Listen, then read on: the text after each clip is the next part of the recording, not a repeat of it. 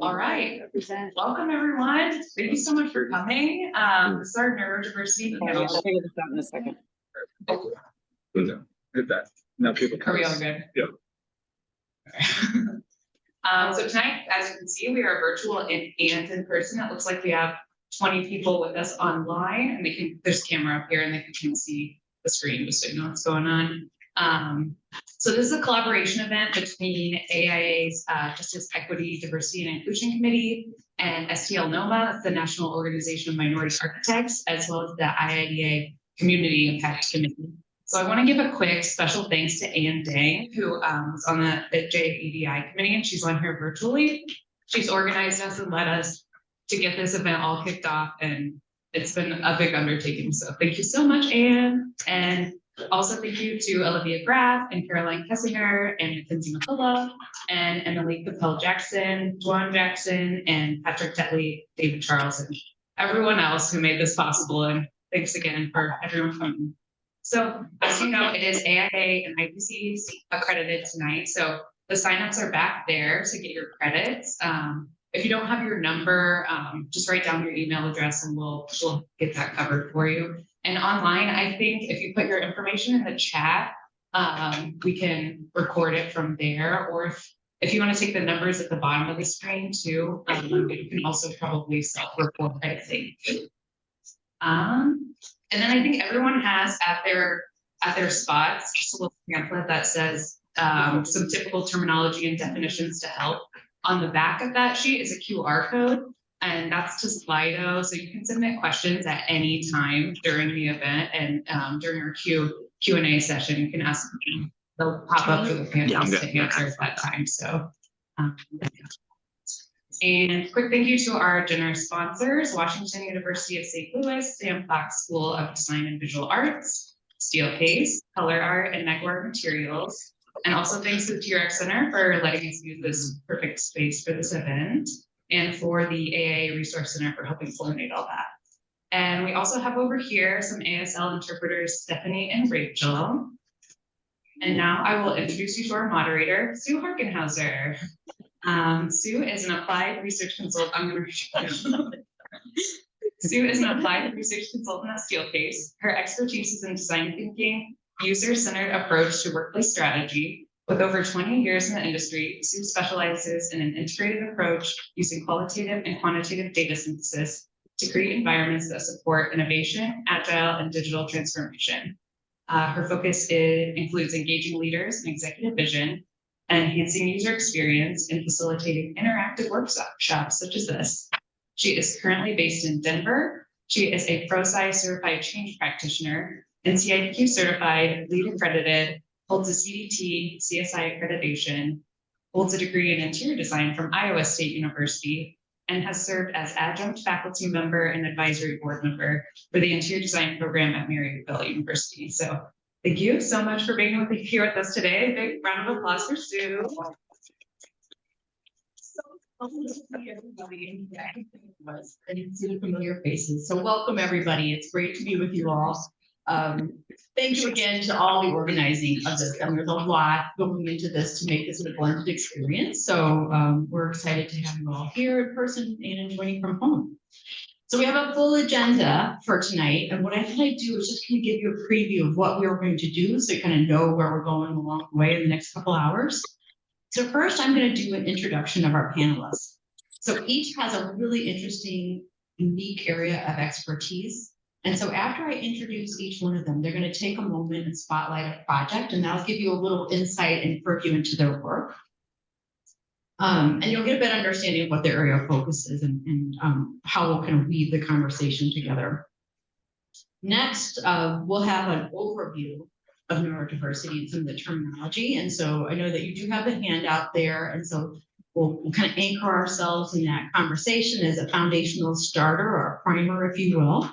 And then we'll lead into the discussion with the panelists. So we have some setup stuff to do before we get into the conversation. But the topics are going to focus around space, inclusivity, and the design process. And then we're going to ask them to talk about the future on this topic as well. So while we do that, because that wasn't going to be enough, we're going to do some polling of you all simultaneously, so that while those at home and those of you here in the room, we're going to have some questions for you to respond to via Slido.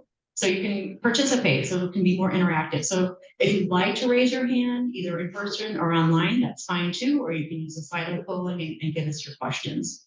So that'll be woven in through tonight's conversation. And then to wrap it up, we're going to save a little bit of time. And of course, I wouldn't let you out of here if we didn't have a little work session and small group activity.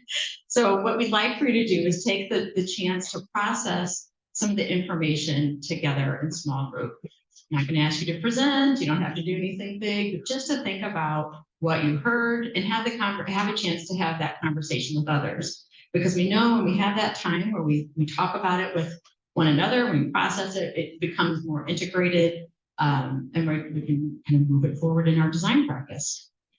So does that sound good as a lineup? Yeah. All right. But I just want to say I am a learner with you all this evening. You know, I was eager to participate in this conversation because I'm not an expert and I won't claim to be. I wanted to learn more and I specifically wanted to build awareness. So I'm humbled and honored to have this conversation with panelists. They're so interesting and I think you're really going to enjoy hearing from each of them. And I'm going to go ahead and get us started with Jennifer. Jennifer is going to do an overview of some of the terminology. Oh, I'm sorry. Let me start with the introductions. My apologies. So let's start with Dr. Elena Sabinson, who's calling in. Dr. Sabinson is a late diagnosed ADHD designer and researcher who studies how emerging technologies embedded in the built environment can support human well-being. Elena has a master's in interior architecture and design from Drexel University and a PhD in human behavior and design from Cornell University. Their doctoral research was completed in the architectural robotics lab, working to develop therapeutic soft robotic surfaces aimed at supporting mental health. Informed by current research on emotion and cognition, Elena developed soft robotic surfaces that provide biofeedback through a spatial representation of physiological data to increase emotional awareness. The robotic surfaces also lead body-mind activities, such as guided breathing exercises to help people regulate their emotions and cope with stress. Their research has been published and presented internationally at ACM and IIDA conferences. This fall, Elena starts a new role as Assistant Professor of Environmental Design at the University of Colorado in Boulder, where they will be leading a design research lab focused on neurodiversity and design. Elena believes that the environmental psychology can help people flourish in the environment across the full spectrum of human experiences. So welcome, Dr. Sabinson. Would you take a few minutes and share a little bit about your focused work so that the audience may be more familiar with your level of your expertise and some of the research you've done? Hi, Sue. Thank you so much for that wonderful introduction and reading my bio. I wondered if maybe we could flip to the next slide that has the couple images. I'm not sure if that might just give people a visual, because sometimes when you say soft robotic surfaces for emotional well-being, it's a pretty out there concept for many people. And so I love to have these images to help me explain that work. Just also one small disclaimer, I do have COVID and have had a fever for the last few days, so I might be fumbling a bit more with my words today. And I just wanted to apologize and thank you for bearing with me today. As was mentioned, I really work at the intersection of environmental psychology, human computer and human robot interaction, and mental health and neurodiversity research. And actually, as a late diagnosed ADHDer, meaning a combination of autistic and ADHD, I actually discovered that and was diagnosed during my doctoral studies. It had been a lifetime of experiences as a neurodivergent person, but I was starting to explore this concept of interoception in my research, which is the study of how we experience our internal sensations.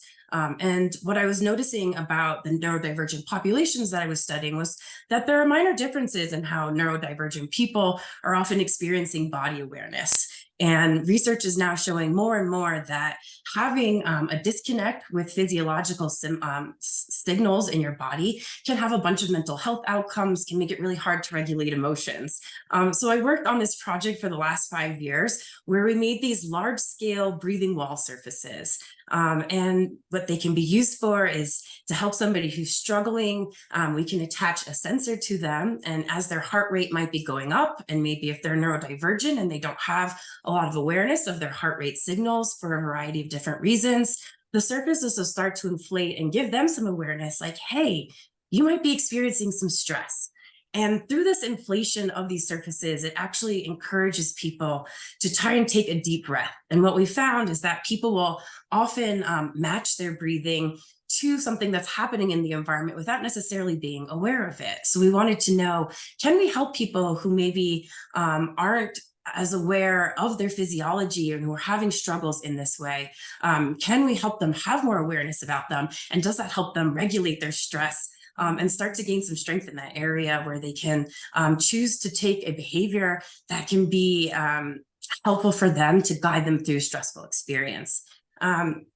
So what these do is, as you see, and I don't want to take up too much time, I'm sorry if I'm rambling already, but these surfaces will start to inflate and people basically can breathe with them following the pace of the inhalation. And they're basically, to explain it a little bit way, they're like large scale fidget toys. So if you've ever seen something like this little slug that I like to play with when I'm feeling stressed, these surfaces kind of give something for a person to pay attention to. One way that we find we can regulate stress is by providing a little bit of something to focus on, a positive distraction that doesn't actually require somebody to do a cognitive task. And so by giving people access to this fun, squishy, tactile, satisfying surface, people can both choose to do a relaxing breathing exercise with it and also just have fun, explore the tactile surface. And do something that in the neurodivergent community we call stimming. So I'm sorry that really wasn't my best explanation of my work, but probably the best I can do in my current feverish state. And I'd love to continue the conversation as we keep going throughout this discussion today. And I'm really grateful to be here. So thank you for that time. Thank you so much, Dr. Sabinson. That was really helpful, and thank you for walking us through the thinking and some of those the terminology around the work and the research that you're doing. So great way to get us started. The next panelist I'd like to introduce is Jennifer Carpenter. She is the founding principal of Verona Carpenter Architects in New York. Together with partner Irina Verona, she leads a firm that designs for humanity and resilience, focusing on inclusion. She lectures widely on the topic of design and neurodiversity, most recently at the 2023 World Congress of Architects in Copenhagen, where she presented a peer-reviewed paper on neurodiversity and social sustainability. In 2022, Verona Carpenter Architects was announced as one of only 5 small firms chosen by the New York City Department of Design and Construction to design important public projects. Jennifer serves as a New York City mentor for minority and women-owned business, selected for this role by the New York City Department of Small Business. Jennifer, welcome to St. Louis. And would you share an overview of your work tonight so that the folks can get a better understanding of your area of focus? Well, don't think this is on. Hold it close. Very close, yeah. There you go. Closer the better. Yeah. Okay, you're good. Really? Okay. Yes. No, I don't think it's on. I don't think it's on. I don't think it's. So This is on. it's on Yeah. now. You got it now. Yes. I'm so happy to be here. Thank you for inviting me to come. I chose this image to say a few things. So this is a section through a school, and it's a school for K through 12 learners. It was a competition that we entered for a school in Louisiana, where the brief didn't say anything about neurodiversity or designing for inclusion at all. But we saw the competition, like, you know what, let's enter this, and we're going to pretend like the brief said that it's about a school for all learners. And we're going to try to illustrate really clearly in one project our ideas about neuroinclusion. And so this is that school. And the annotations here are actually annotations that I did for a paper that I wrote using the school as an example, with Tanya DeHoog, who is a structural engineer at Thornton Tomasetti. And she asked me to collaborate with her on a paper for structural engineers to explain how they could be involved in making projects more neuro-inclusive.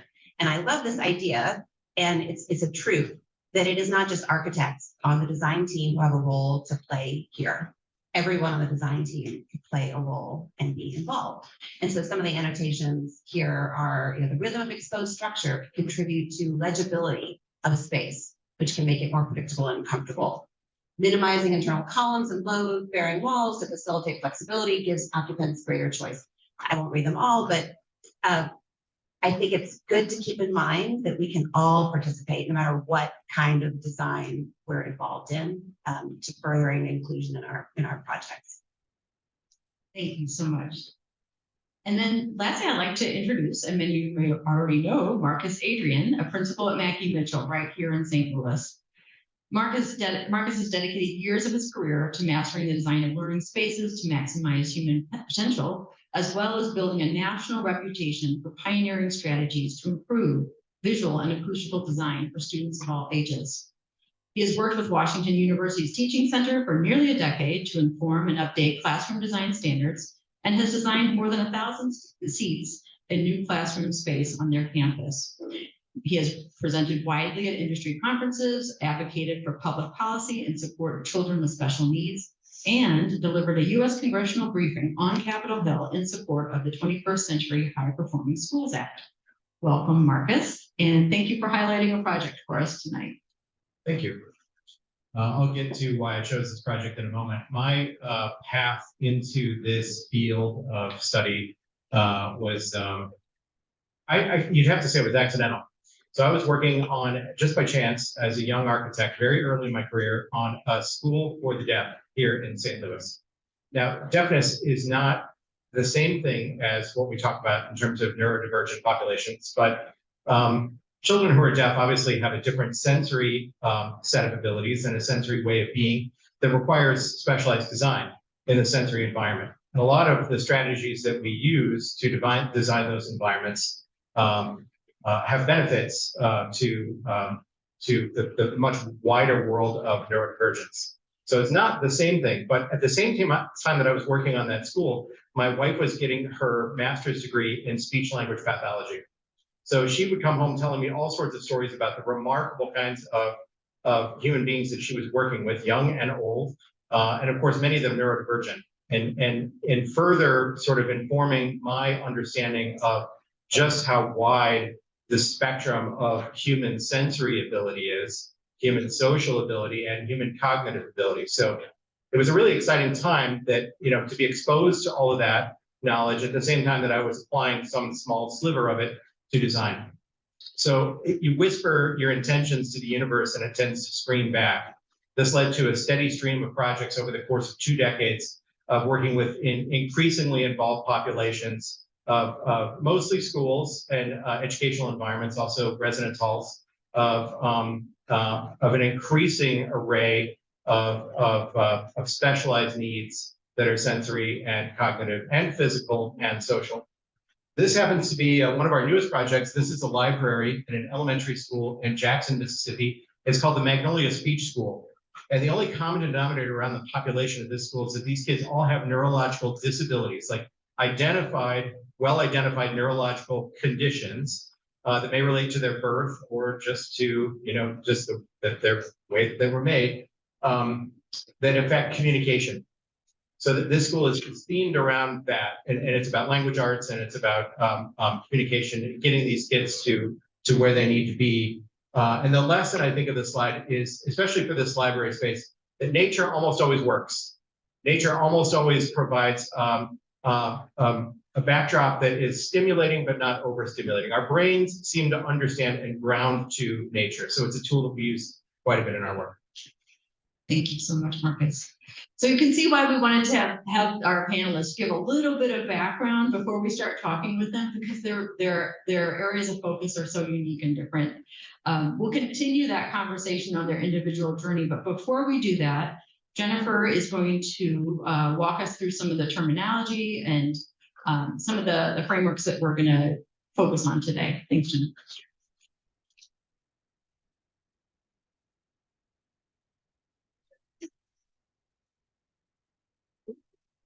How's that? Yes? A little better, yeah. I think you're good. Keep it close. Yeah, keep it really close. Yeah, now I hear it. Close to the better. Okay. Yeah.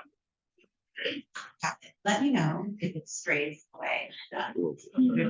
Okay. Advance the slides. Also, if I don't advance the slides, remind me. I'm going to start with some language. We're going to start with neurodiversity. Now, this term was coined in 1998, so to me that seems like it's not that old a term, by Judy Singer as part of an academic thesis. The word is pretty simple, so it's neuro plus diversity, so brain plus variety. There's a wide variety of cognitive functioning in our world, and no one way is the correct way. So I want to talk a minute about the neurodiversity paradigm, and I'm going to quote here from Jesse Meadows, who is a writer and digital artist focused on disability, queerness, and culture. I'm quoting him, the pathology paradigm says there's a normal, healthy brain and an abnormal, unhealthy brain. People with abnormal brains have something wrong with them that needs diagnosis and treatment to become more normal. The neurodiversity paradigm says there's no such thing as a normal brain. Variation in neurology is natural. None is more right or wrong than another. We live in a neurodiverse world.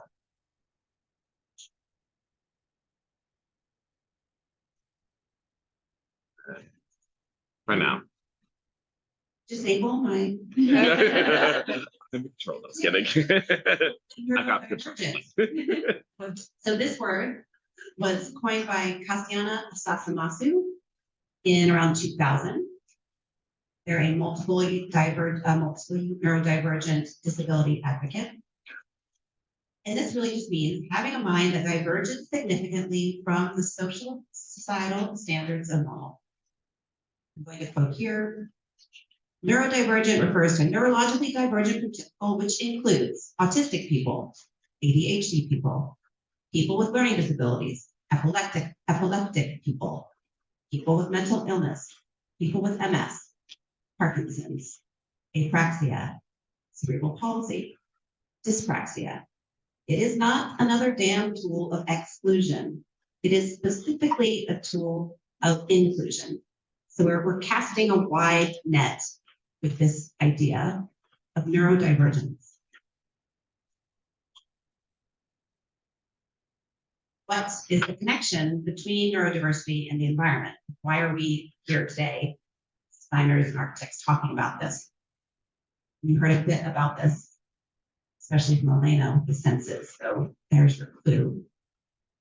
In short form, we all process spaces differently through our senses, and sensory integration, which is the ability to organize the absolutely tremendous amount of information that's coming into our senses at all times in real time, is really difficult for many people who are neurodivergent. So we are trying to process this information and simultaneously do something in an environment. So this sensory integration process is not easy for everyone. So when we design without providing for choice and options, we're assuming a universal sensory response. We're assuming that everyone processes the same way. This is how I was taught in school, and it's what phenomenology tells us, and it's just not true.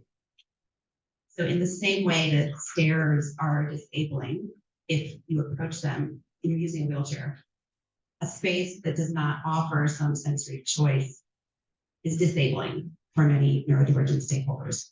And so these first 5 senses, you've probably all been familiar with since you were very young. We hear about these in school from the time we can understand.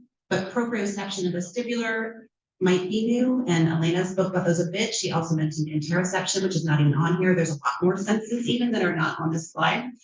But a little brief introduction to proprioception, that's really sometimes known as your 6th sense. So it's the perception and awareness of the position of your body in space and of movement. It's the reason why you can kind of navigate through a space without constantly looking around and move your head back and forth, that you just sort of know how to get through it. But not everyone has great proprioceptive sense. And vestibular is linked to your inner ear, and it's related to balance. It's your position of your head. It's how you stay upright. These two together really are about how you, and with the interoception, actually, that Elena mentioned, are how you're aware of your body's positioning wherever you are. So why does this matter? Well, when we exclude neurodivergent stakeholders, we are excluding between 15 and 20% of our population. It cuts across all genders, races, ages, physical abilities, and identities. And this group all knows that we regulate the inclusion of physical disability through mandated local and federal codes, like the AIA standards you see here. But we do not have any such codes for the inclusion of neurodivergence. There's voluntary guidelines that are promising, so many of you are familiar with the WELL standard. You may be less familiar with the standard that's here on the right, the PAS 6463. It's a British voluntary standard. It's quite interesting. So these are promising, but they're voluntary.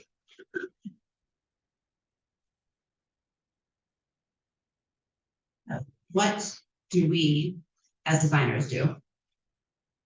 We can advocate for inclusion through our clients' interactions and through our designs to create for the widest range of bodies and of minds. And one part of the strategy is designing with a sensory approach. And it works in multiple ways at multiple scales.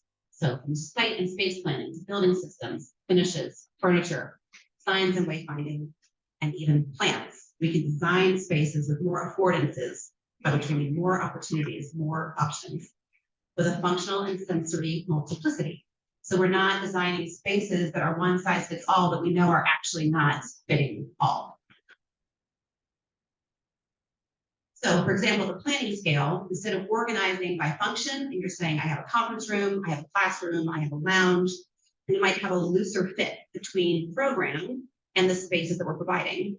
So for example, in the school project, we ended up with 3, instead of a lounge, it was on the program, we ended up with 3 really unprogrammed spaces with different sensory characteristics where students and teachers could hang out and spend their time when they weren't actually in class. So it's a variety of textures, acoustics, really all the different sensory considerations you can think about instead of just labeling by function. That's an interesting and powerful tool. For circulation, instead of just thinking of circulation as a way to get from A to B, we can think about the opportunity for corridors to provide an extension of what's happening in the spaces that they connect. So in the school projects, top right and at the bottom, corridors become zones where you can have a movement break, where you can have some recreation, where you can help stay engaged by getting out of the classroom for a moment and back in when you're more regulated. So this corridor can be really powerful, not just a circulation route. Building systems are key for achieving more sensory choice. Increasing the number of temperature zones provides greater control, saves resources by preventing over-conditioning of lightly occupied spaces. Integrating mechanical and natural ventilation is a fantastic strategy and it's underused. So if you have a window switch that allows you to have natural ventilation while you also have a mechanical system running, this is shown to really improve occupant comfort across a wide range of people. Everyone likes natural ventilation, and we often don't have that in our commercial spaces. So more of that, please. Lighting controls should go beyond simple dimming and beyond code requirements to allow for different groupings of fixtures, different indirect and direct lighting options, really as much choice as you can provide with lighting control, better. And furniture, super important. Furniture strategy can provide choice. And you might have more than one option for a given need. So for example, we may not have a one-to-one relationship between office occupants and chairs between students and their desks. So for example, at the school project, almost all of the furniture moved, so the kids have a chance to get sensory input and to get some self-regulation without having to leave the classroom. They can fidget in a way that's not distracting. So all the furniture is mobile, but we also have these little guys, which could tuck under the teacher's area that are like wobbly stools, right? And those were extra. So those are not like, okay, you're assigned to that. You are always sitting in the wobbly stool. Maybe you don't want to sit in the wobbly stool. You don't have to. You can pull that out and use it. So giving choice and options. And it's giving the teachers the ability to stand at their desk. This is a common strategy in offices that works great for teachers in schools as well, giving them options. We can also use biophilic elements, plants. As Marcus said, nature works. So biophilia, well known across many people to create calm and a sense of peace in an office or school environment. Rocking chairs, giving people also the ability to move, get some sensory input in an office or a school. And instead of thinking about signage as simply a numbering and naming device, as in the conventional sign at the left, signage can let people know what they're allowed to do in a space. So if you design in all these affordances, but people don't know what they are, then they can't really take advantage of them. So imagine signage showing you what you're allowed to do in the space. So I can pace in this room. I can sit at a desk. I'm allowed to lean against the furniture. I can lay on my belly. The design process itself needs to become more neuro-inclusive. This graphic is also from that same structural engineering book I mentioned, or the article rather that I wrote with Thornton Thomas Day. It applies really to anyone in the design field, from feasibility and concept, introduce neurodiversity into the conversation. During the design process, use universal design for learning principles, which means we're giving people a range of ways to learn and to show what they know, to take in information. Don't just give one way of sharing information and of letting people know what they want to tell you. Bidding and construction, don't VE out all of the great ideas you put in. And then post occupancy, make sure to evaluate whether what you did worked or didn't. Get back to the client, hear about what was successful. I want to give you an example of the importance of making the design process more neuro-inclusive. So early in a project, we always do a sensory audit if it's a renovation. And by that, we mean we go into a space with the stakeholders and we figure out what's working and not working from a sensory perspective. You see two examples here, a school on the left, it's a library on the right. If when you're doing this audit process, the only people that you're hearing from are the ones who are the loudest and who raise their hands and who maybe talk over other people, you're not getting the full picture and you are likely losing the voices of the neurodivergent people in the group. And any school and any workplace is neurodiverse, whether they know it or not, and whether people are self-disclosing or not. So you want to make sure you're giving an opportunity for people to participate in different ways so that the ones who are quieter will still have a way of giving you their opinion, right? So this sensory audit process only works if you're really hearing from a range of people. So very important that it is more inclusive. I'm going to stop on that. Awesome. Thank you so much, Jennifer. I'll take a pause there. Do we have any questions? Coming in yet? So we do not have any Okay. at this moment. We'll so we're just good move to go. right into the conversation then. So thank you for that, because I think that's really important to kind of set the foundation and get us kind of grounded in the terminology and some examples as we start to think about space and inclusivity and specifically the design process. Before we get into that, we want to learn a little bit more about you all on your individual journeys that have brought you to this topic. So Marcus, would you start us off and share a little bit about your experience that has brought you to this area and focus? Sure. You're probably all thinking at this point, how do you do this? How do you design for the myriad of competing needs in this population? Well, and when we say this population, we're talking about the entire human population because it is such a wide spectrum. So I'll talk a little bit about what we do as a design team and how we approach this. And again, because we came in through schools, many of the populations that we're designing for are not neurodiverse, are not especially neurodiverse, because many of the children are in a particular school because they have a particular need. That means that many of them have the same sort of need. So I think the first thing is you need to understand your population, understand who it is that you're designing for. If you're designing a hotel ballroom, that can be used by practically anyone. So you're going to take a more universal design approach to trying to meet a broader range of needs and hopefully designing a variety of experiences to accommodate people with different sets of ability. If you're designing a deaf school, then you know that many of those kids, most of those kids are deaf, hard of hearing, and they have particular needs, and you can design on a very controlled signal to noise kind of strategy. You know exactly what their needs are, and you know the sensory risks that can impact their learning or their focus. And I think that's where the big epiphany came in for us, that that opened up so many strategies was that word risk. You're designing for risk, and the risk, there are risks at both ends. And whether you're talking about the sensory aspects of neurodiversity or the social aspects, and they're both there, along with others, there's a risk of understimulation, in which case people are going to kind of check out. You get bored, or you just understimulated and your mind just sort of starts to wander. That happens to all of us. Some people are more prone to that than others. And then there's overstimulation. And when you're overstimulated from a sensory or a social standpoint, you can check out, or you might, fight is you've got fight and flight and flail. So you can really, get into some trouble if you aren't providing certain kinds of guardrails in your design that protect against those risks of understimulation, overstimulation. We're actually even building tools now where we can heat map for those risks, whether it's a school or a residence hall or a hotel, where you can anticipate where are the areas of particular sensory stimulation.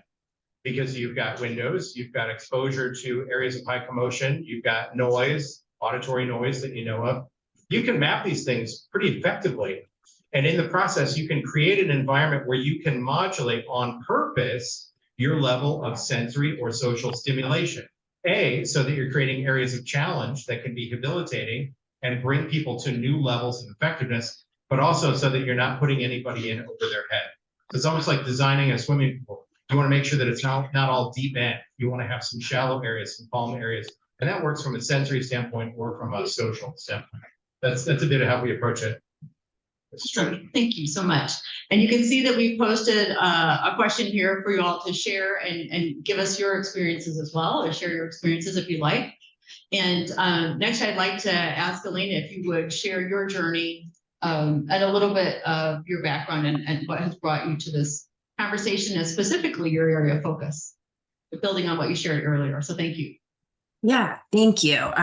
As I was kind of mentioning, and especially as a late diagnosed ADHDer, the coming into an understanding of neurodiversity was really mind-blowing to me, in that prior, where I was operating under the kind of pathological mental illness and trying to deal with some of the issues that I personally struggled with, the strategies were always find a way for you to change your behavior to make other people more comfortable. Find a way to take a medication to make the sensory environment not so problematic for you.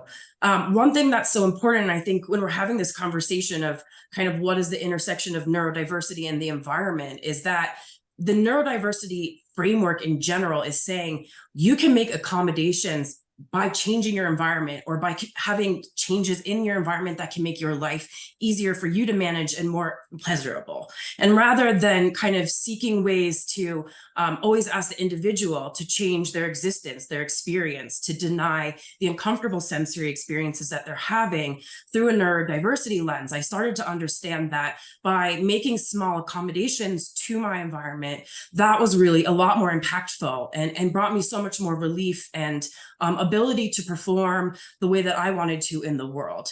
So I just kind of think am so excited that we're having this conversation in this context, and that, you know, it's not a sidetrack of neurodiversity and the environment. I think it's impossible to kind of talk about neurodiversity without thinking about the environment kind of as a key variable in that context. And so for me, as I went through this moment of exploration through my research and having a late diagnosis, it really changed basically how I see myself as an educator and a researcher, and also how my research has been focused. We see a lot in my field where people are designing assistive technologies that are digital. Many of these are still, unfortunately, being proposed in a way of like, let's have an autistic individual have an interaction with this robot and see if we can get them to be better at making eye contact. And a lot of those, while they are dealing with neurodivergent populations, they're really not neurodiversity affirming, because they're still asking the individual to, in some way, train themselves to do something for another person's comfort. And if a neurodivergent person wants to increase their eye contact, that's a great goal. But really the question first should be, do they want to increase their eye contact? Is that something that's important for them to achieve something that they want to do, or for their own social interaction goals? So I'm not sure if this is exactly answering the question, but I think so central to this conversation is thinking about how do we understand neurodivergent people's goals for themselves? What do they look like? Not about changing people's behaviors to make them more quote unquote functional or proactive or successful through the lens of other people's views of what that might look like, but how can we control our environment or modify it to be more supportive to people for their own goals? And I think the world and field of architecture has a lot to contribute here. Thank you so much. I think that really hits the point of what everybody's seeking to learn tonight. So thank you for giving us that context and for sharing your personal journey on that as well. And then I'd like to ask Jennifer that same question to share a little bit about your personal journey and I can see that we have so many. Oh, press it up great again. comments. Thank you for everybody who's So many great comments coming in. I'm excited to read all of these afterwards. So thank you, everybody, for sharing this. It makes the conversation so much richer when we can see everyone is actually really engaged. So that's nice to see. So I'm coming to this topic not having lived experience as someone who is neurodivergent. I have lived experience as a parent of an autistic now adult. He's 21.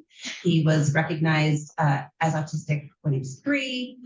So I've been really immersed in this world, advocating for him when he was not able to do that for himself, and then kind of being alongside him as he learned to advocate for himself. I have seen firsthand throughout his entire life how disabling environments can be for someone who is neurodivergent. So it is often the environment that is disabling, right? And that makes the disability, it's still real. It's not saying the disability is not real, but just seeing how much the environment plays a role, and also how narrow the brackets are that we think are normal behavior, really, and that we need to expand those. I can give you one quick story about that and the implications it's had for my son. He's a rail fan, so he loves transportation, and he loves the MTA in New York. The MTA does not have many fans. The MTA needs every fan it can get, and he is one of them. And he spends a lot of time in the subway, and there's inadequate seating on the subway platforms, right? There's not enough seats, people are standing, and he gets very excited when the trains are coming. And if he can't sit, then he can't contain that energy. And so he paces like really quite quickly, and it looks, it unsettles some people. So more than once, police have been called to escort him from the platform. And it is because people are seeing unexpected behavior at a public place, right? So there's 2 issues there. If we had seating, it would be great because he would sit down and then people wouldn't be so nervous. But also, like, who cares if someone's pacing on the platform? Like, can we expand our idea about what acceptable behavior is? And as Elena was saying, like, when we ask people to behave a certain way and to look more normal, that comes at a huge cost to people, a huge cost. And we need to stop doing that as much as we do. So that's how I became interested in this, really being immersed personally, I started designing school campuses for a wonderful school in New York that specifically serves neurodivergent kids. And so I learned a lot by working specifically with those kids, with their teachers, and then had this sort of eureka moment later that these ideas we were using specifically for neurodivergent stakeholders were going to make spaces that worked better for everyone, right? That's that curb cut effect. When you make a curb cut that allows someone who is using a wheelchair to get from the street up to the sidewalk, you make a city that works better for people pushing a stroller, for kids on a scooter, for someone with a hand truck, someone unloading their car, right? That curb cut effect applies to providing sensory choice within a space to a neurodivergent user, right? So we can provide these kind of curb cuts where we do something that works urgently for one person, for one group, and make spaces that work better for everyone. And so this is really what I care about and really passionate about. And so pleased that we're able to have this conversation about it today. Thank you, Jennifer. So I want to expand on something that all three of you have touched on, and also we're seeing it in the comments. Let's talk a little bit about over and understimulating environments.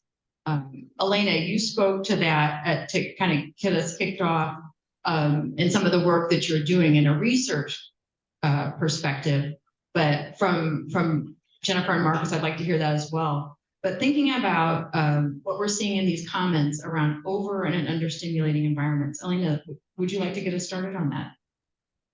Yeah, and I saw one comment in the Slido that I really resonated with, where often when somebody is self-disclosing as an autistic person, then there's a big assumption that you are always wanting a very soothing or low stimulus environment. And so one big myth about sensory needs is that everyone wants a low sensory or low stimulus environment, and that's just not the case. And I think the idea that some people might have different sensory needs for different senses. So I might be really not a big fan of olfactory senses. I'm very, very smell sensitive, but I actually need a lot of different visual stimuli often in my life. So different sensory needs, you might have a lot of sensory seeking for one sense and sensory avoidance in another. And then also that these aren't these constant traits. That these are often more states. So it's not that one person always wants no sensory stimuli of one kind. And it might be that today I really need a lot of sensory stimuli, and tomorrow I might not. And that really has to do with the energy regulation that's happening. What are the demands that are going on in someone's life and other areas of their life, and how that's all coming together. So we can't come up with one solution where we just create a very low stimulus sensory room that's very mellow and chill. We need to have options for people, and we need to have variability. And we need to kind of acknowledge that these aren't fixed states, they're not fixed traits, and that there can be low needs and high needs across different sensory types. And yeah, so that's, I guess, one contribution. Thank you so much. Anything that, Marcus, Jennifer, that you'd like to build upon with that? I wanted to add one thing to the sensory room conversation, because many of you might have heard of sensory rooms, and I think it's often the place people kind of jump to, like, oh, we're going to create a space that's more inclusive, we'll build a sensory room. And it's the easiest thing to VE out. So we talked about how important it is not to VE out the inclusive measures that you build in, but it is also only useful as part of a larger strategy where you are building in opportunity throughout a project. Then great, sure, have a sensory room where someone can escape if they need it, but it's an incomplete solution on its own. And I think I've been hearing more and more about it. I'm sure you all have too. It's kind of a product solution. It seems really attractive. I can just order a kit, I can build it. It seems like I've checked that box, and I think we have to be careful of that. Thank you. I'll talk just for a second about the absurdity of the uniformity of expectations that we all behave in a neurotypical way, and especially within the context of an office. Our brains developed over 2 million years of avoiding predators and finding food on the African savanna. The idea that any of us would be naturally good and coming to an office and sitting still in one position and paying attention for an entire workday is absurd. None of us are good at it. It's stressful. And the idea that we're designing environments that have almost no respite and almost no ability to, at least occasionally, depart from that and reset yourself in a sensory way, in a social way, whether that is by stimming up or stimming down, is crazy. And it's time that design caught up with what our brains are really built for and what we really need. And of course that, there are particular needs of people who we identify as being neurodivergent because their needs might be more pronounced. But the idea that we're not designing a better environment for every single one of us when we're doing that is one that I don't believe. The other thing is that your neurological readiness or health will change throughout your lifespan. And if you're lucky enough to be here in your 80s and 90s, you're not going to be the same person neurologically that you are at 20 or 30. So when we design these environments that allow us to better modulate and better function around a wider range of neurological readiness, we're designing for every single one of us. Thank you. So, and still staying in the topic around space and neurodiversity, what are some of the design strategies that you're using to create more sensory friendly spaces? And then what are some of those obstacles that you might be approaching when advocating for these spaces? I think one of the most important things that we can do to design more inclusive spaces is to make sure that we are building inclusive teams. I think this is really key, that it's a designing with and not designing for strategy.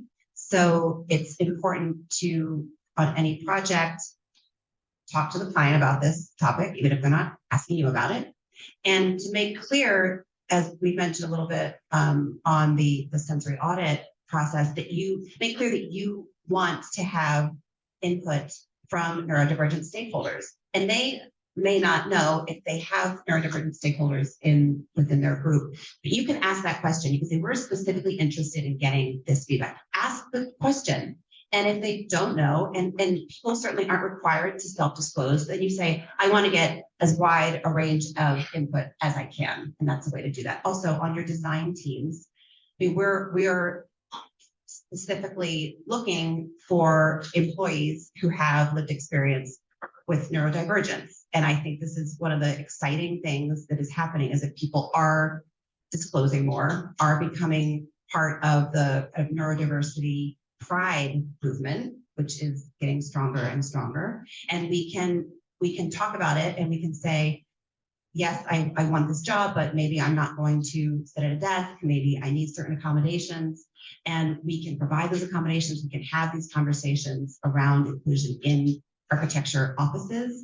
So I think that's one of the most important things we need to do. We need to be sure that we are, in fact, designing with and for at the same time. Thank you. I'll add one thing to that. It's irreplaceable to have interactions with the people that you're designing for, in addition to the people that with the particular needs that you're designing for, the neurodivergent population. There's almost always a population there of teachers, caregivers, not always, but in a school, in a medical environment, in a senior living environment, you're going to have an army of skilled clinicians who are by and large more or less neurotypical people who are trained to work with people with a certain a certain set of sensory and social needs. And the insights that you can get from those people, that's where most of our really great design ideas have come from the well-trained and highly sensitive people who are doing the hard work of working with these populations. It's probably the best source. Thank you. And Elena, anything that you'd like to add? I have one thought, which, and I don't mean it to be a discouraging one, but I just want to emphasize that, it's hard, even if we as designers do everything to build the building that has the right supports and that's taken into consideration, unless we can really get the users and occupants of those buildings to still kind of follow through with acceptance for behaviors in the buildings, it can still be really hard. So I don't mean that in a discouraging way, but I just want to acknowledge that it is really challenging, and that even when we do our job perfectly and advocate, there's still a lot that then needs to still happen once the building is alive and in use. And I just want to honor kind of the complexity and sometimes the pain that there is when we work so hard to design such well crafted and thoughtful buildings, and then sometimes it doesn't always go exactly as planned. So just a thought there.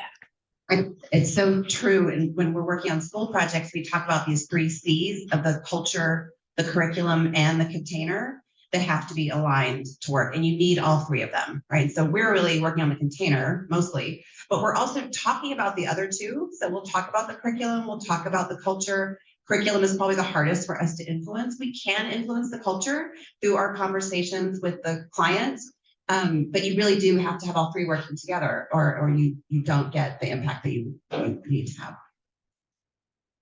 Just a particular question that's on the screen now that is particularly fascinating. Confusing to attempt to accommodate both hypo-STEM and hyper-STEM individuals within a shared. What about where you have to design an environment that can be effective, especially where you want collaboration or some sort of interaction between sensory avoiders and sensory seekers? There was a research project that we did together with J.E.D.I and Center for Autism here in St. Louis. It might have been 20 years ago, where we experimented with using virtual environments. We were actually using SketchUp and getting these kids to work in dyads in a virtual environment. And what was really interesting was the sensory immersion of the virtual environment. They didn't have VR helmets on. They were just working at monitors. But each of them had mice, and each of them could control certain aspects of the virtual environment. What we did was we gave them tasks on paper. We were working with an actual behaviorist who applied for the research and everything. We gave them tasks that they were sitting next to each other in the same furniture with the computers in front of them. The computers are off, and they were working on certain tasks that required a certain level of communication, collaboration on paper. And what we were doing was filming them and measuring their negative behaviors, that they might, pretend that they're yawning and slug the other person, any of the negative behaviors, avoiding eye contact, whatever those negative defined by the behaviorists, those negative behaviors were. And then we went to an activity that was in the virtual environment. They had to collaborate together in the virtual environment that we had created in SketchUp. And most of the negative behaviors disappeared. Very interesting, especially as technology and immersive VR technologies advance. There seems to be some promise there of using technology as a means of providing, you could call it a distraction, you could call it an immersion, whatever it is, there's some real promise there for that. And kind of on building upon that, when we think about, seeking inclusion for all, and I think this is what some of these questions are leaning towards, but, how do we, reach a result that's beneficial when we potentially have conflicting needs and environments? And so I think, to your point, Elena, you could do all the right things, and then things sort of fall to the wayside. So thoughts on that? How do we balance the needs that may be in opposition to one another? It's true that we're always going to have conflicting needs. This is why we always go back to this choice model of always trying to provide as much choice as we can, so that anytime we have a space of any size, we're trying to break that down into smaller areas, providing environmental controls. So in the library, for example, that we're doing, I showed you on the right-hand side, there was the sensory audit of that. It's a New York City project. We're super excited about it. It's our first public project in New York. They have pretty strict ideas about what they think a library should be.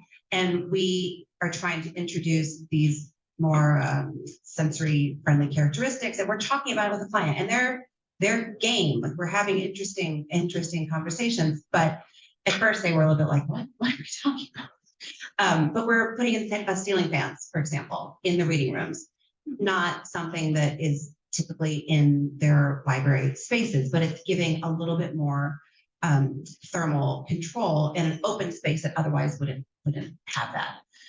So we're always trying to find ways that we can introduce more control within a space so that people can move to different areas. So you have to have a culture that allows that to happen. Like, let the kid get up and go to the back of the room and pace if they need to pace. Let somebody move to another part of the room if they want it darker and not lighter. That has to come from the culture of acceptance, but we can design spaces where we actually have a range within one space. I think often also the answer is that you are designing sometimes for the greatest need. And in competing needs, you might say, this is the one I'm going to design for. And chances are that space is going to work better for most of the people designing for that most urgent need.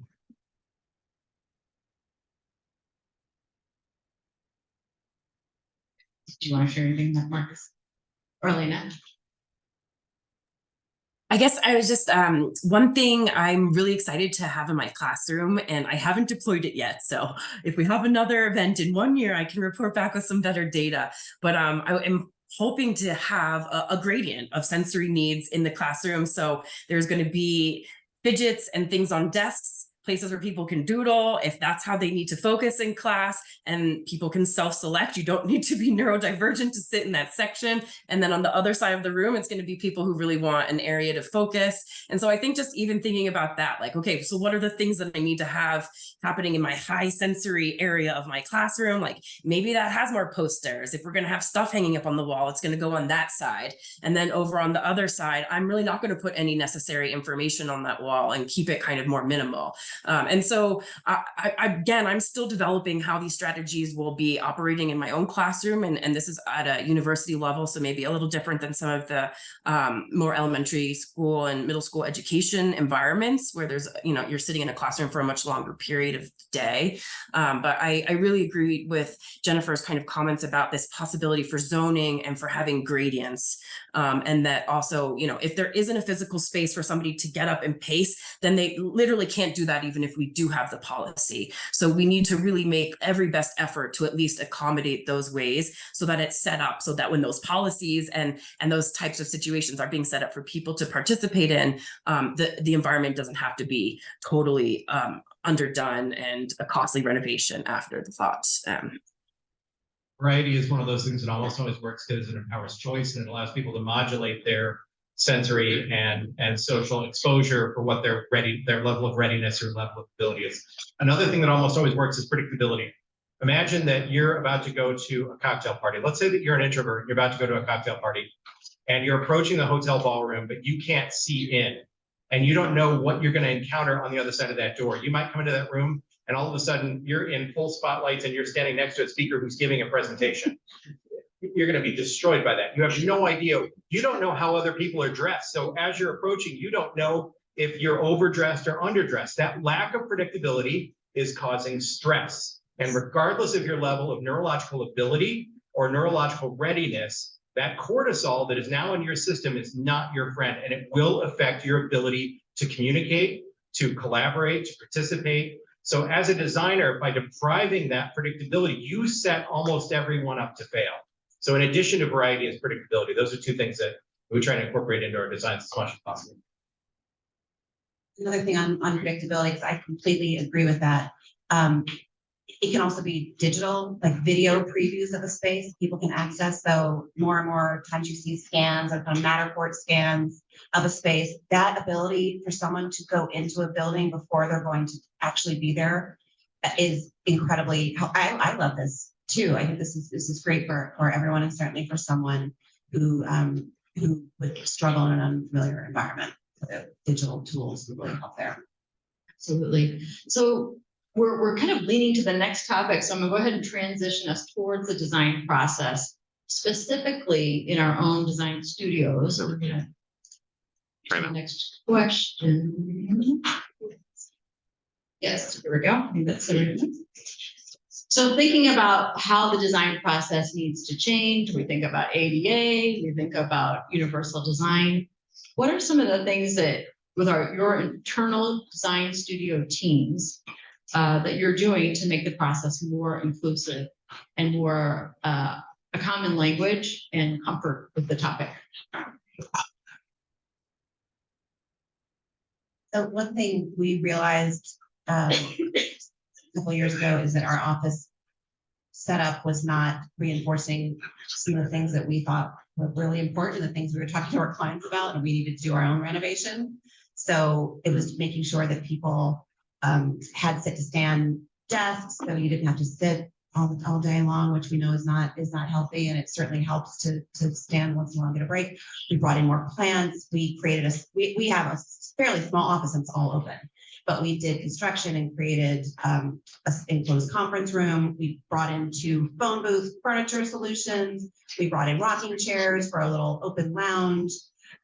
So we did physical improvements that I think made the space more inclusive. We also did a communication survey with everyone to find out how everybody preferred to be communicated with and to have questions asked of them and how collaboration worked best. So we did that as a kind of anonymous digital survey, and that was really revealing. And it's kind of fun, something that everybody could do just to ease the working in the office. Those are a few of the things that we've done. So thank you. I'll confess that we really got a lot of it wrong when we designed our space out of a really genuine desire to create a highly collaborative workspace. And we created a swimming pool that's all deep end. There's almost nowhere in my office that you can go to get away from people. And we did that intentionally, not realizing just how horrible it would be on occasion. We've got just a handful of rooms. We've done some really smart things that are more on the policy side of bringing in 1 day a week, we'll bring in a massage therapist and people can avail themselves of that, a 15-minute, massage from a professional.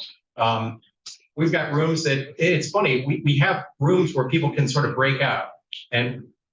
But the idea is you're only supposed to use those if you're like on a video conference or something. So if you go in there just because you need to be alone in a room for a while, people will say, oh, you're taking over that room. It's very pejorative. We created an environment that almost reinforces that tyranny of expectations, and I can't wait until we have an opportunity to improve it. I might also be the worst in our office in terms of needing it. So there could be other people in my office who say, he's crazy. I don't know what he's. You're giving me permission. You're like, of course you can use this space. Yeah. Oh yeah. Yeah. I was diagnosed with ADHD in 2002 and medicated for it, and what I've tried to do is to involve as much of the young talent when they come into our firm, to involve them in these projects that really require this sensitivity and this design expertise. And I don't give them a whole lot of preparation. I put them in front of the client and I watch the light bulb go off over their head. And then that begins to inform every project they're going to work on for the rest of their careers. I've been very purposeful about that. Thank you. Elena, anything that you're seeing and doing differently in the design process with your work that you'd like to share? Yeah, I've been out of the world of interior architecture as a practitioner for a little bit of time now. So my work is a little bit different in that I'm developing these kind of novel technologies and then doing user testing with them. And we were kind of testing these broadly across the population. But moving forward, my work is, and my new lab, which is really focused on neurodiversity and design, is going to be primarily focused on participatory design processes with neurodivergent people, and also really firmly establishing that the goal is not to get rid of negative behaviors. I don't know if I even believe in negative behaviors in that way, but like that we're really focusing on accentuating autistic joy, neurodivergent joy. And I'm sorry I keep focusing on autism. It's just where my own personal perspective is also often coming from. So I don't mean to in any way exclude other forms of neurodivergence, which will also be something that will be included in my work. But my hope is really to create much more of a research study where less of a strategy to solve traits and behaviors that are unfavorable, and finding ways to accentuate and get neurodivergent people in the conversation, and as primary users of systems, being the designers of those systems, and finding tools and ways. And that means including people who are non-speaking. I'm a very high masking, high privileged person who is neurodivergent. So a lot of my work is also to make sure that I'm not excluding Black neurodivergent people, Indigenous neurodivergent people.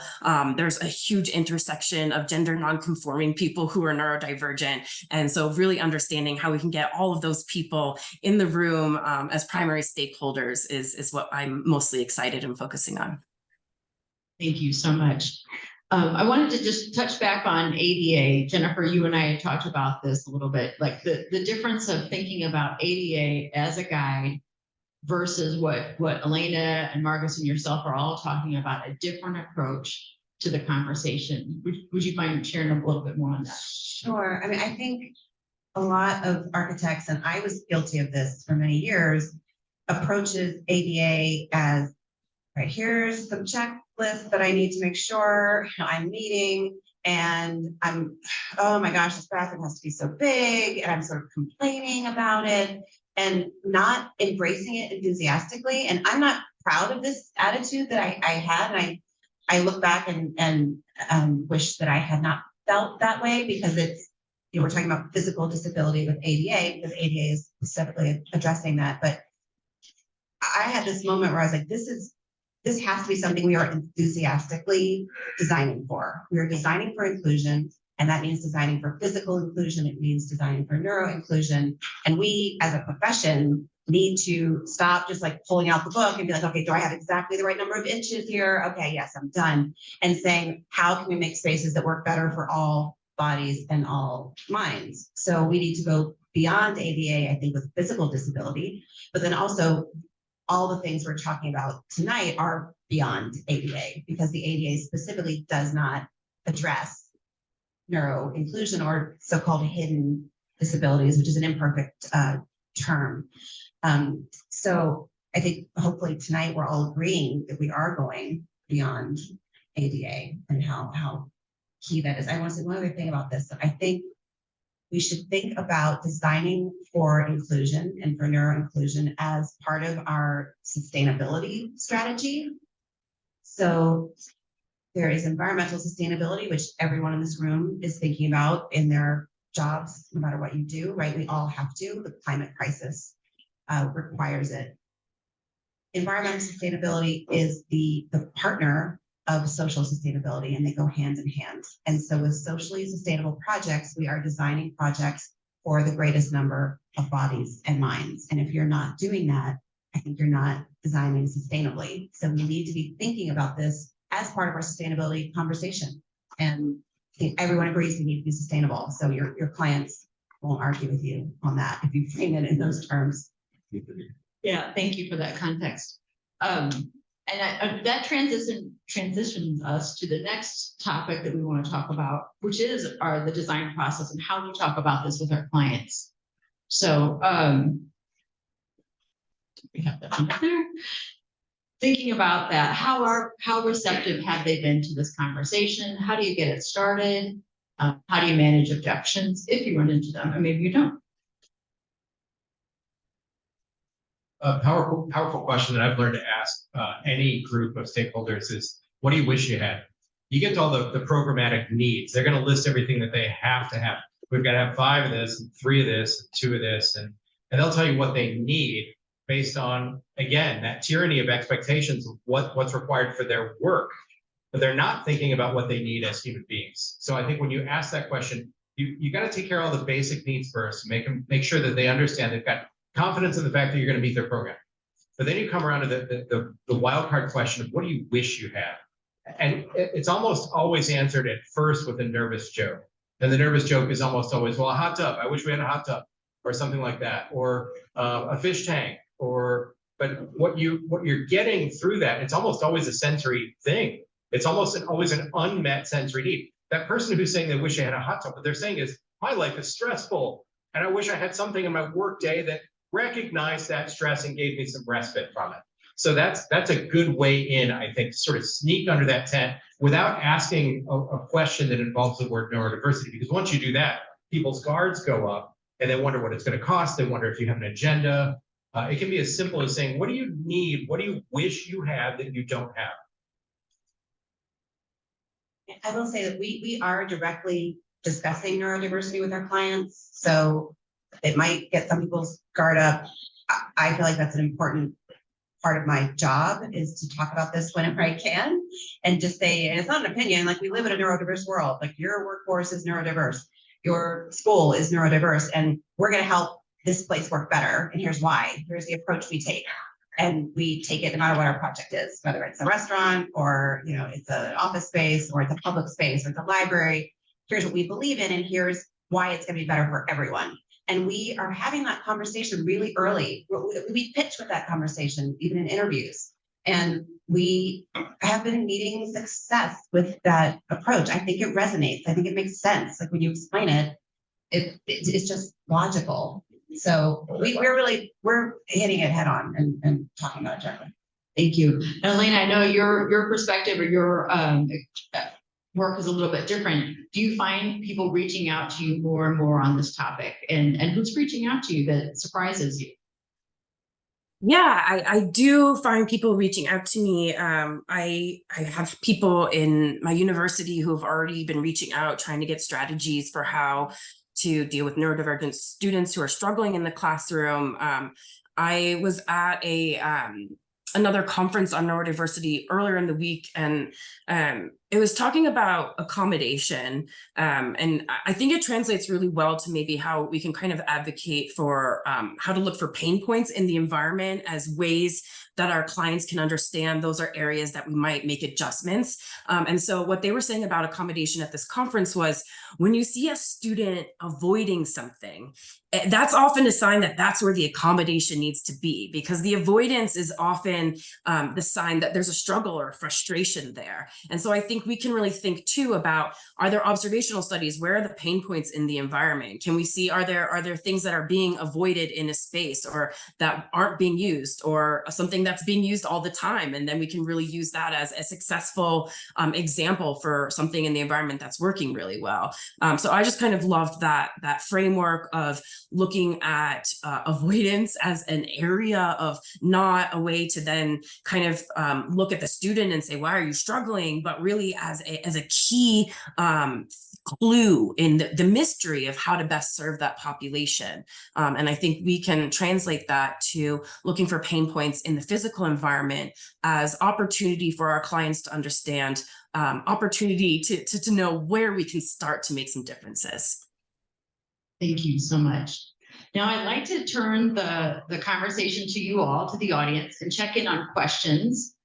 I think if we jump in here, give the panelists a chance to take a look at some of the questions here. And if anybody here in the room has something they want to share.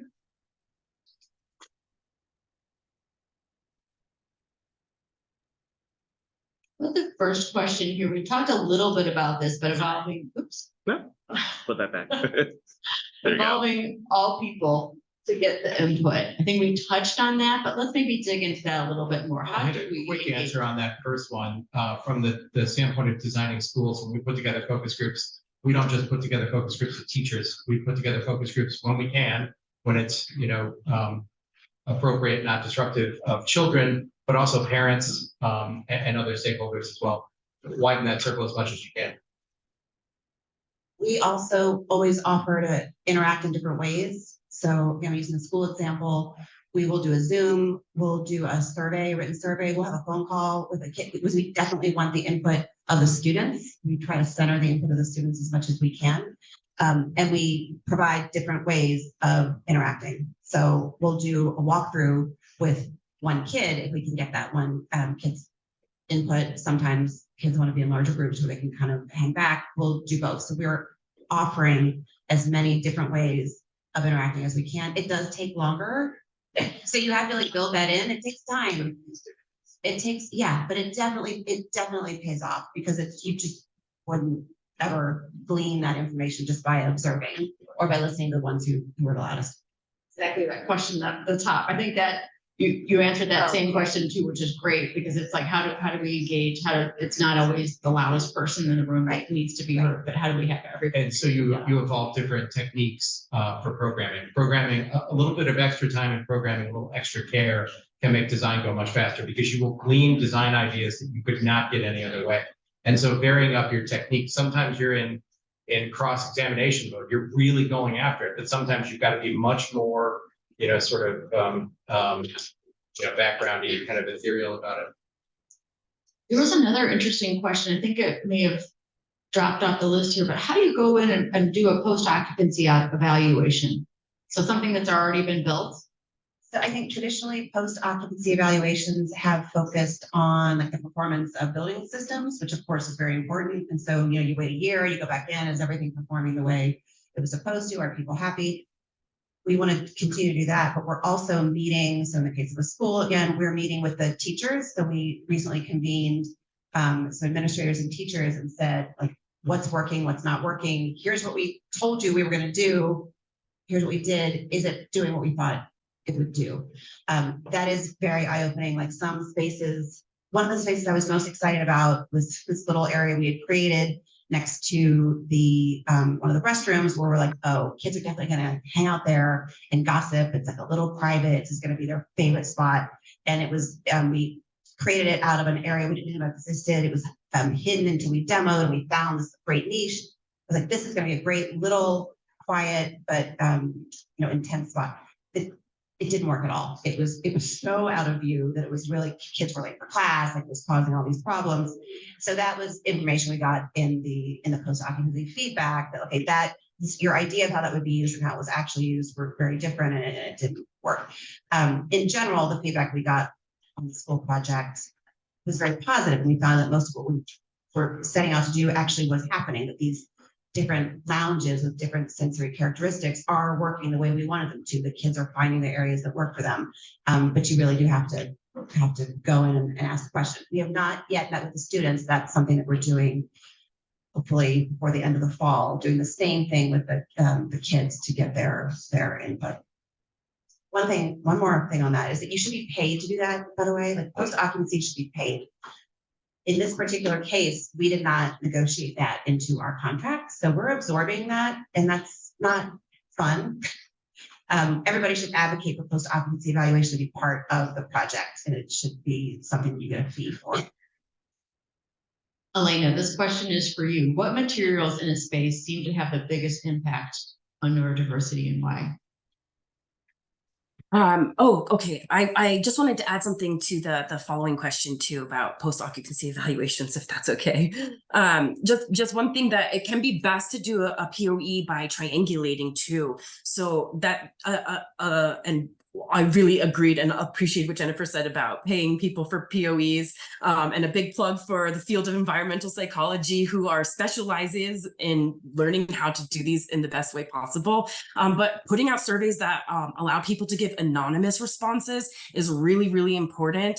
And then pairing that with interviews, which then asking people like, are you comfortable talking about this? But some people might not be. That's why we need the anonymous survey data as well. And then third, to triangulate that with some observations of how people are using this space. And that's where you can identify those pain points. So in my opinion, those three elements are can really make a very robust sense of how the users are experiencing this space and giving opportunity for people who don't want to necessarily speak for privacy issues, and also maybe who don't prefer to communicate through spoken language, an opportunity through those anonymous surveys. And I'm sorry, the materials in a space seem to have a biggest impact on neurodiversity and why. I think one thing that can be really difficult for many neurodivergent populations are very busy patterns and things that have a linear element.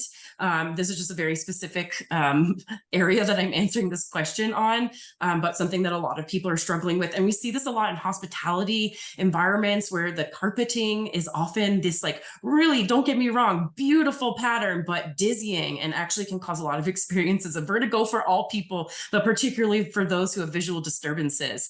So really recognizing the scale of pattern, the busyness of pattern. If this is a busy circulation zone, it's ideally not a place where there should be a linear or very busy pattern happening. It can really prevent people's ability to orient in that space and cause a lot of proprioceptive difficulties. So that's just one other idea I have, but also things that can cause a lot of reverb.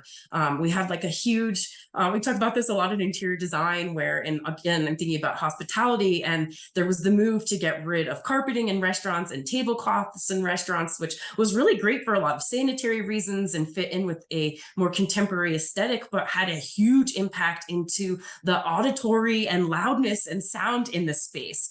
So really thinking about these little subtle changes that we might not be thinking about, like, okay, we're removing tablecloths and carpeting from all restaurants, but what's that going to do to the sound and the way that sound is bouncing around in that room? So looking at things from that perspective is very important, and doing some kind of research on there. There is a lot going out, and we're not always trained to kind of Google this stuff, but once we have an awareness of it, it can be great just to do a little Google search, like about, sound in the environment, and are there any good materials, and see if you can find anything. I know that's kind of like not that helpful of a recommendation, just Google it, but it can be really helpful just to go out there and see people's research that they've published on that. Add one thing about acoustics. I can remember a point in my career early where I was kind of snobby about acoustic materials. Like, oh, I don't like the way those look, so I don't use those acoustic tiles in my projects. And what a ridiculous attitude, because of course you can do that well, or you can do that poorly. And I think it's one of the most important tools in creating a more inclusive space, is to do a good job with the acoustics. That doesn't mean you want to hear a pin drop in a room, right? It's a little bit of background noise can be really effective, but you need to have speech intelligibility if someone's trying to teach you, or if you're in an office, and acoustic products are really an important part of that. And I think some of the biggest improvements we've made in renovation have been through the acoustic attention that we've paid. So, just do a good job, and they look just fine. That mentality works so well in so many other areas too. So acoustically, what you were saying is that you want to be mindful of the balance point that is somewhere between understimulating and overstimulating, based on the kind of space and the human behavior that's required in that space, to try to strike that balance acoustically so that it's navigable for just about everybody who has to use that space. The same is true with daylight. The same is true with color. The same is true with lighting intensity, with directionality of lighting, and take any sensory aspect of any room, including the furniture, the variety of postures that the furniture allows, the amount of control you have over where you sit, how you sit. Can you sit high? Can you sit low? Can you sit stand? That same idea about finding the sensory balance point somewhere between understimulating and overstimulating. It's different for every population, different for every space. But if you're not thinking about it, you're not going to get it right. You can't. Thank you. There's one more question on here, and I'm going to ask the panelists if you're interested, or if this is one that you'd like to explore. But I see a lot of confusion on how neurodiversity mixes with mental health. Can you touch on those topics and how those topics intersect and how they differ? Thoughts from our panelists on that question? Elena?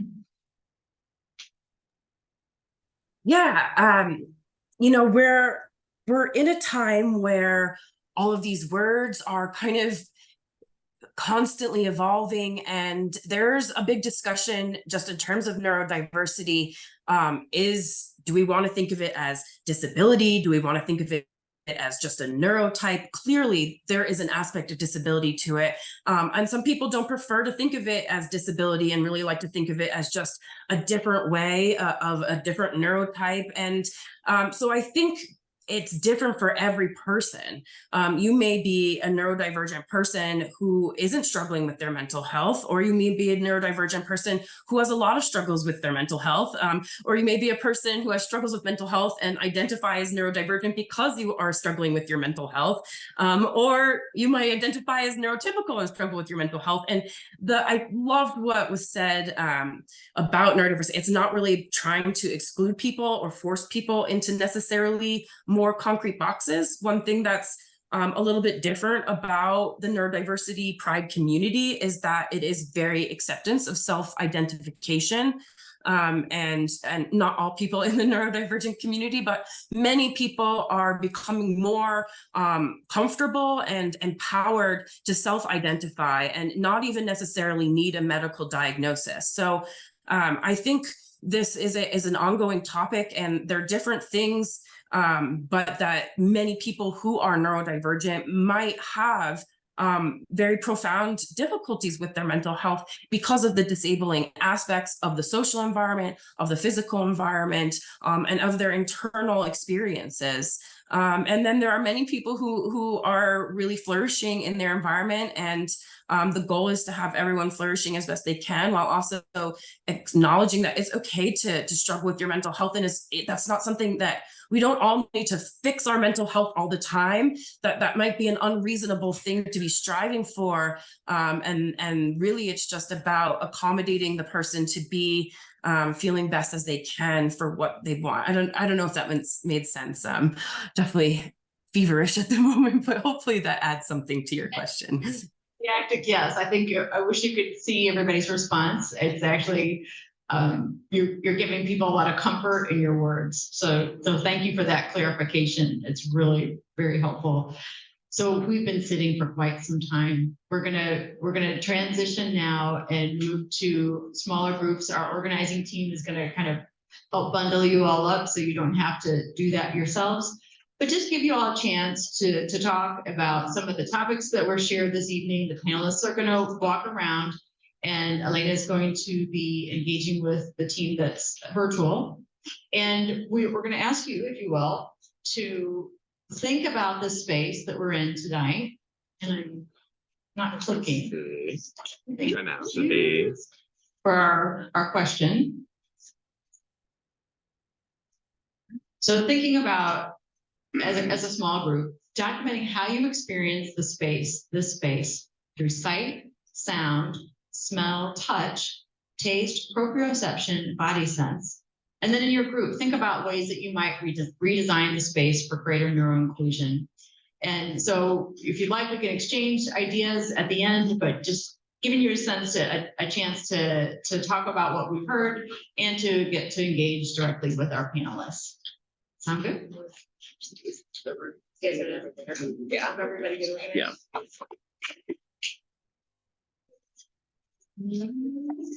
Like, yeah, I think there's one hit here.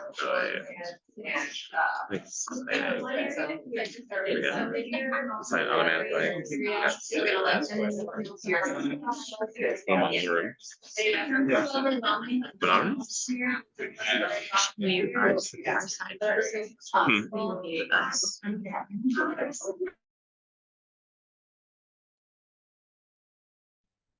Hey, everyone.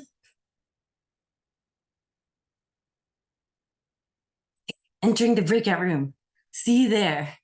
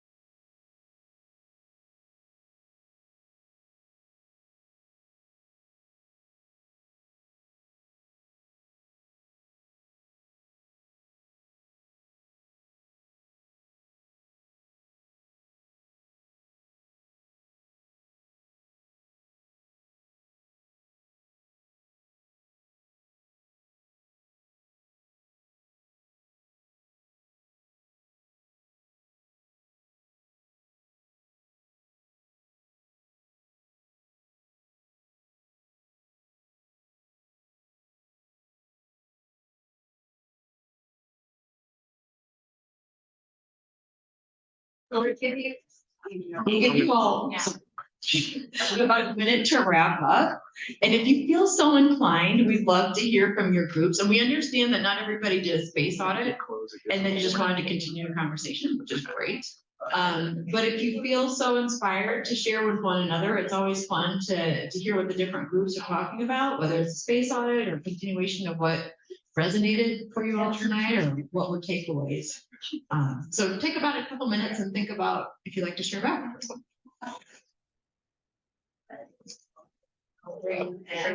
Great feedback. They should be coming back about 30 seconds. Yeah.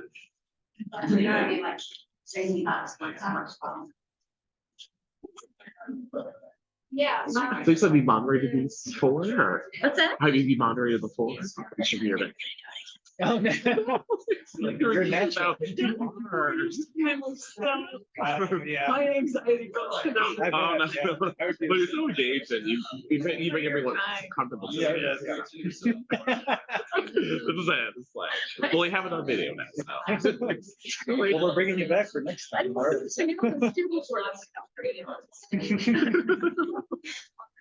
But you know, the reason why I really wanted to park, I was like, well, there's no other way. And I'm probably gonna make myself part of this well. It was selfish. Yeah. Well, Okay, welcome back, everybody. Is the virtual team back? Yep, they are back. We're Right done. here. Hey, welcome back. Good to have you all. Yeah, make it a grid so So we can see it. it's interesting because there was some space audit conversations. And then there were conversations just continuing the conversation from tonight. So if you feel so inspired to share, I think it's always I nice think we're like to 4, so. process the information real time because it makes it more consumable and usable for us to use the next day. So I'll just share a quick example with you all. I was sharing this with Jennifer that, you know, I was really eager to do this, right? And I actually had this kind of client conversation a couple weeks ago, and we were doing some work sessions with a number of groups of engineers. And I mentioned to my colleague, I said, oh, you know, we should mention neurodiversity and see about, you know, what kind of questions we could engage our group with. And my colleague said, you know, it's just like ADA, universal design, you know, we just do it as best practice. And I'm like, well, you know, I think we could probably do a little bit better than that. And so I didn't come out and say it, but I did talk about the sensory experience. And right away, somebody put in the chat, well, I'm ADHD. And then somebody else said, well, I have a hearing impairment and I sit underneath the HVAC duct and that vibration is really hard on me. And then, you know, and so people started to share it. All I said was sensory experience. And that was the word that people started sharing. And so, and fortunately, my colleague was on the call too, so they could hear that. And so it really has inspired me to keep pushing and having these conversations because it was actually pretty easy.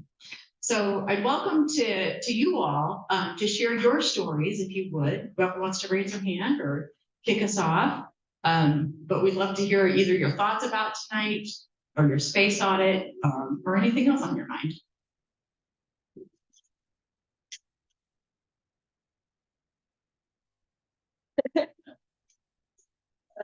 Yeah. One thing that keeps coming up is how there's always differing needs for different people. So we discussed how we can kind of segment the space in creating different spaces, maybe for low STEM, for high STEM, and maybe how we can, this is such a long rectilinear space, how can we segment that and maybe make it more organic? Or I liked one of Jennifer's projects. They had a long corridor and they had these organic shapes throughout the corridor. How can we bring that into the space, maybe through carpet, maybe through textiles on the wall to kind of create maybe more of a high STEM zone and then a low STEM zone. Some other things that came up is maybe the ceiling can be a little distracting right now. It seems very hard, and maybe we can kind of try to find ways to simplify it, cover it, make it more soft And for some people, that may be, the ceiling may be really engaging and they may enjoy that, but for some people it may not be. So maybe making different zones and trying the best. Yes, those are some things that came up. Yeah, thank you so much. Anyone else want to share? Oh, right over here.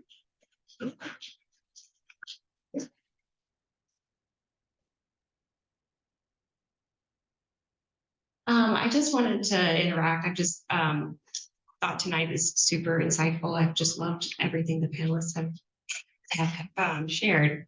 I teach now in an academic scenario, and to me, it's really important to make sure that the classrooms that we're teaching interior designers to design spaces that are inclusive, to create space that would also be inclusive.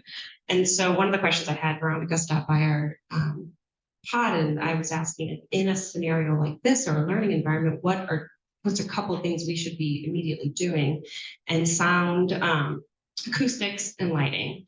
And so that was just something that was interesting when she was listing off those two things. I recalled back in my design days, we had 2 studios in the school I went to, and at night, after hours or after the studio class had been taught, we always had one classroom that the lights were off.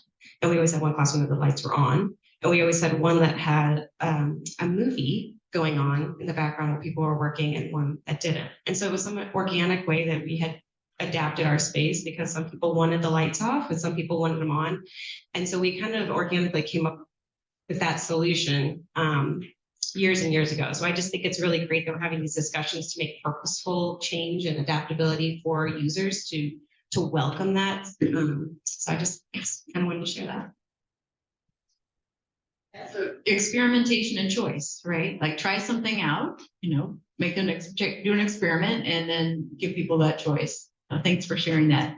Anybody else? Elena, anything that the virtual team might want to share? Yeah, we had a lot of really great suggestions and thoughts about some ways that the room might be kind of modified. One thing that we brought up, one suggestion was there could be more greenery and adjusting the lighting. So I don't really see like any task lamps or kind of desk lamps that might not be from the overhead, but again, I can't see everything, so there might be in there. We also had a discussion about kind of the busyness of the carpeting, and kind of there's a lot of visual stimuli, especially from the images that we're looking at.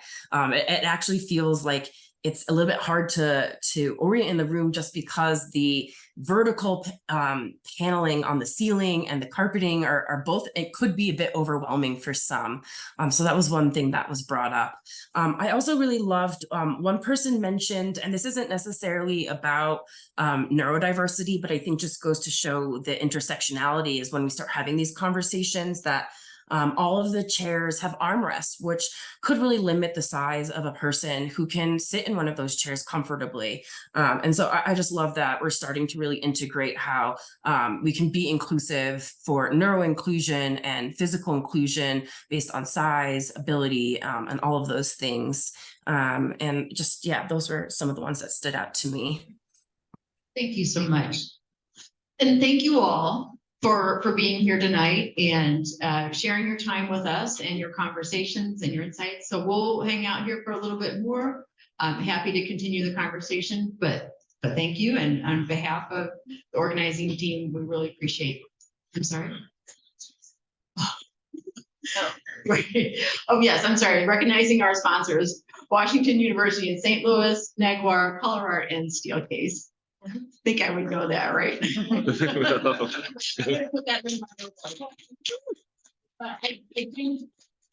really want to recognize the organizing committee because they are amazing. You all just made it so seamless and tons of preparation across geographies and time zones, and you made it look awesome. So thank you. Thank you for all that you did. Have a lovely night, everybody. Thank you so much. You guys are awesome.